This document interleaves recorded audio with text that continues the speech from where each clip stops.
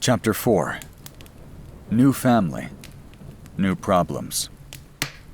Ken never realized how badly he was affected by his father's horrible treatment until after he was taken away from his father by social services and sent to a temporary shelter. The time he spent at the temporary shelter before being adopted by the Minamotos had done nothing to calm his anxiety and fears. Ken may have only been there for a month or two at most, but the place scared him greatly. Ken barely interacted with the other kids that lived at the place. He was glad none of them sought the need to converse with him. The number of kids and adults surrounding him was enough to make him want to cringe and flinch. The place had the majority of the kids in rooms that fit 10 kids each. Ken had been lucky to be in a room with one other, a boy around the age of 17. Ken had stayed in his corner, constantly worrying if he was going to be harmed.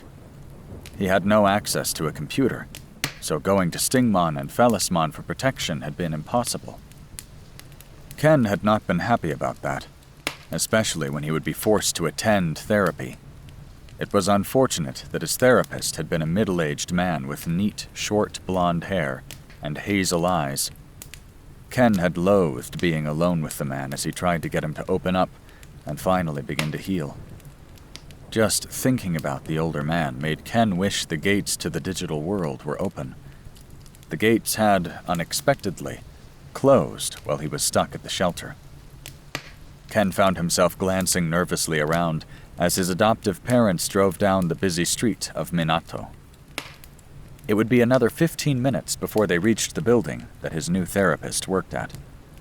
Sanya and Juro Minamoto had noticed right away that Ken had not been comfortable with the male therapist, and the therapist had not been very gentle when talking to Ken about his fears and anxiety. Due to this, they had decided to take him to a female therapist who specialized in child abuse. Ken had only met the woman once when she was doing an evaluation on him. She seemed nice enough, but this didn't stop Ken from worrying about his first appointment. "Are you sure this is okay?" Ken had been worrying over the fact that this wasn't a one-on-one session with his new therapist. It was a group family session, meaning his parents and stepbrother would be attending the session with him.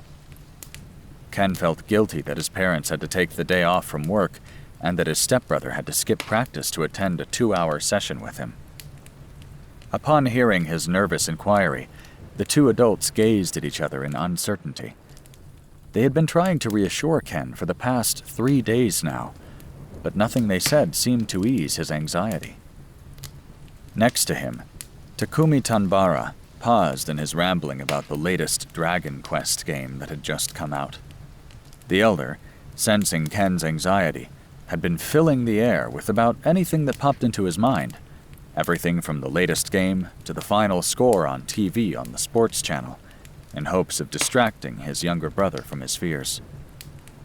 Guess his plan didn't work all that well. With a quick glance at his adoptive mother, Takumi turned his gaze to his younger brother. Never in his dreams had he thought he would ever be adopted. Takumi had been in the shelter for years before Ken came along, and at one point, he believed he wouldn't get out until he became of age, being considered no longer a child, to leave on his own. However, that changed when Ken came along.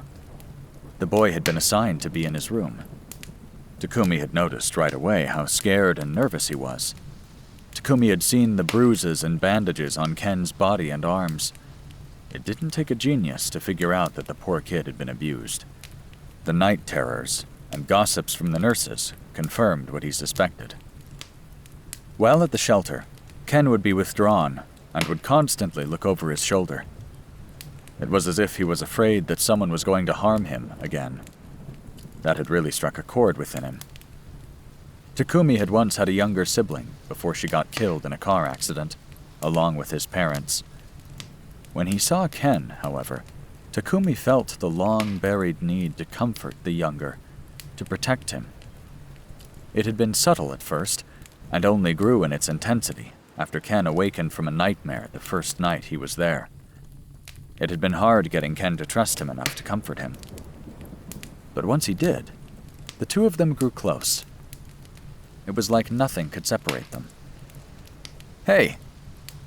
Amethyst orbs shifted away from his lap to gaze up at him.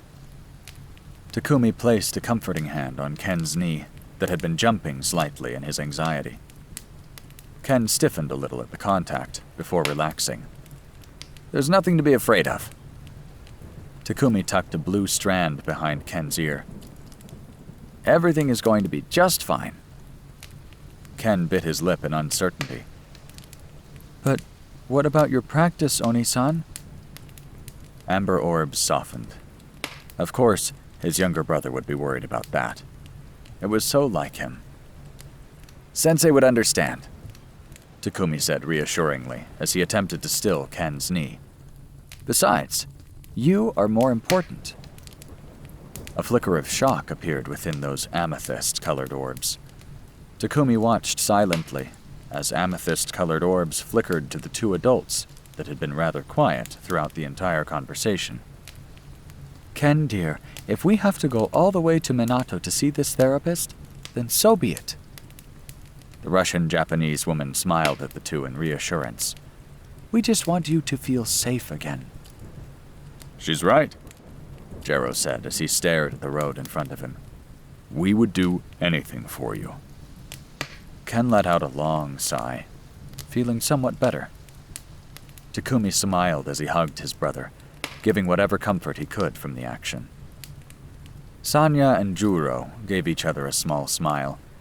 It seemed adopting both Ken and Takumi was the best decision after all, despite what was said in the elder boy's file.